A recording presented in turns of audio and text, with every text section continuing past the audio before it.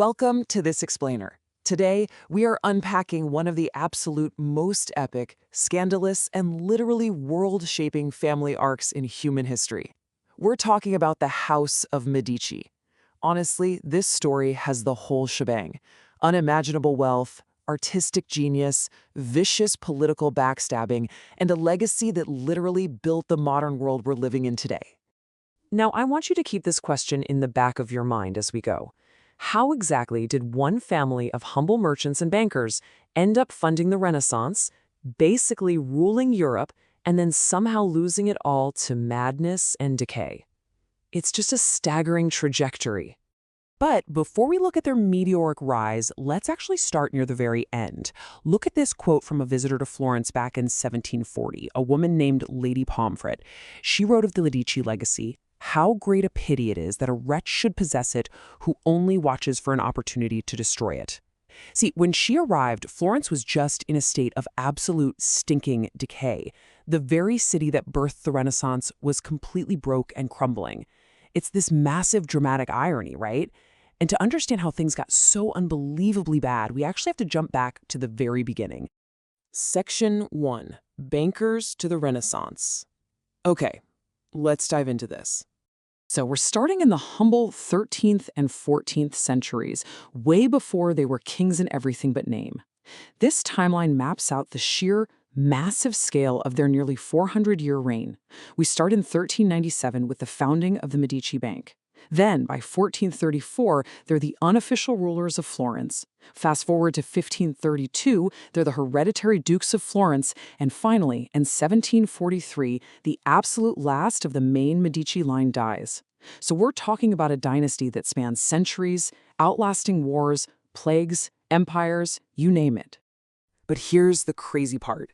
The secret weapon behind their initial rise wasn't, armies or brute force. It was math. The Medici popularized the general ledger system, specifically double-entry bookkeeping. This financial engine allowed the Medici Bank to track credits and debits so incredibly accurately that it became the largest, most prosperous bank in all of Europe. Literally, if you run a business today, you are still feeling the impact of this exact Medici innovation. Now, with all that banking wealth, they had to be super careful. Look at the contrast here. While the old nobility mounted horses and overtly threw their power around, acting oppressive and showing off, Cosimo the Elder took a totally different route. He intentionally rode a simple mule. He acted like your everyday citizen and was famously charitable to the poor. He was incredibly pragmatic. He understood that to control a fiercely independent republic like Florence, you couldn't look like a dictator. You had to quietly weave yourself right into the social fabric. Section 2. Buying the Italian Renaissance. And that quiet power? It allowed them to do something truly extraordinary. They took that massive banking wealth and strategically poured it right into humanism, science, and the arts. Just look at this staggering list of heavyweights. We are talking Leonardo da Vinci, Michelangelo, Galileo, Botticelli, Donatello. Even Brunelleschi, the guy who built the Great Dome of the Florence Cathedral. Make no mistake, without Medici money keeping these geniuses fed and employed, the Italian Renaissance as we know it might not even exist. They weren't just buying pretty paintings. They were literally financing a whole new era of human thought. And hey, it wasn't just visual arts and science either. Their cultural patronage went so incredibly deep that they funded the invention of the piano and arguably the creation of opera itself. They directly shaped the music and the entertainment that we still consume centuries later. How wild is that? Section 3. Popes, Queens, and Kings. Of course, as you might guess, the Medici weren't content just being local bankers or art patrons forever. Nope, they had their eyes on the absolute peak of global power. Let's walk through their brilliant dynastic playbook here. Step 1. Amass huge banking wealth. Step 2, use that wealth to fund arts and culture to gain immense prestige. Step 3, use that prestige and money to essentially buy influence in the Vatican. And finally, step 4, leverage that religious power to marry into the highest European royalty. It's like a giant puzzle where one step just naturally funded the next. And this brilliantly illustrates the absolute audacity of their plan. The Medicis successfully installed 4 popes, starting with Pope Leo X. This quote from Leo perfectly captures their totally transactional, earthly view of holy power. "Since God has given us the papacy, let us enjoy it." I mean, wow. He was a guy who preferred hunting and keeping a pet elephant, yes, a literal pet elephant, over ministering to the faithful, effectively bankrupting the Vatican's coffers in the process. The historical ripple effects of these Medici popes were just massive. Another Medici, Pope Clement VII, was the exact pope who point-blank refused King Henry VIII's request for a divorce. Think about that for a second. That single Medicean decision inadvertently forced Henry to break away from the Catholic Church, sparking the entire English Reformation. The hand of the Medici was literally reshaping the destiny of England. Following their playbook, they then married into royalty. Catherine de' Medici and Marie de' Medici both became incredibly powerful and highly controversial queens of France. Catherine was famously known for her ruthless pragmatism during the French Civil Wars, while Marie's tumultuous regency ended in her being banished. But through these two women, Medici blood and those classic Florentine political tactics were permanently injected into the thrones of Europe. Section 4. The dynasty's decadent decline. But, what goes up must come down. And the fall of the House of Medici in the 17th and 18th centuries wasn't just tragic. It was bizarre, embarrassing, and deeply, deeply decadent. Look at this stark juxtaposition.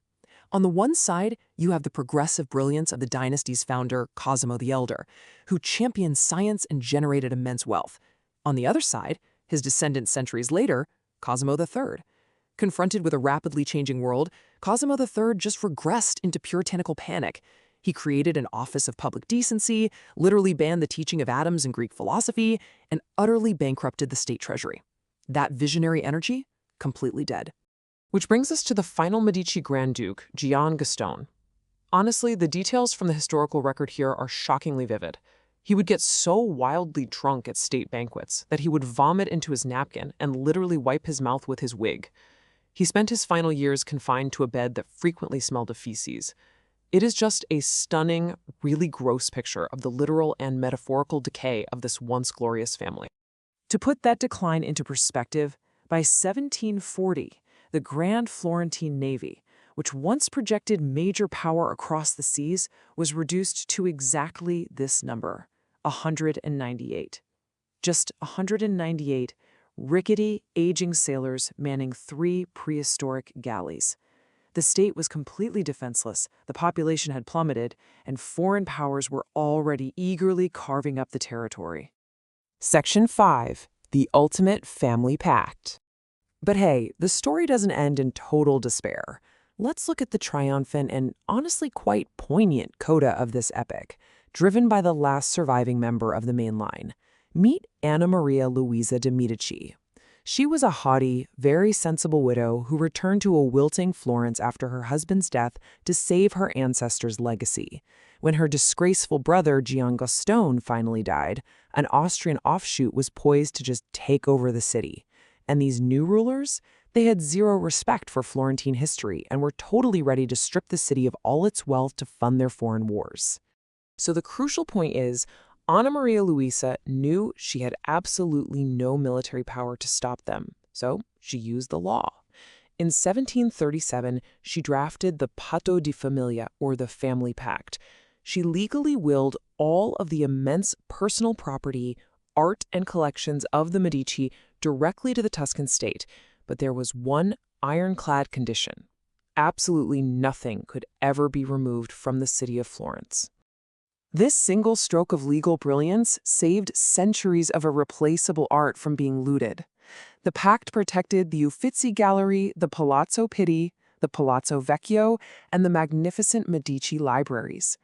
These exact buildings and their stunning collections are the absolute foundation of Florence's cultural identity today. Just 16 years after she died, the Medici palaces were opened to the public.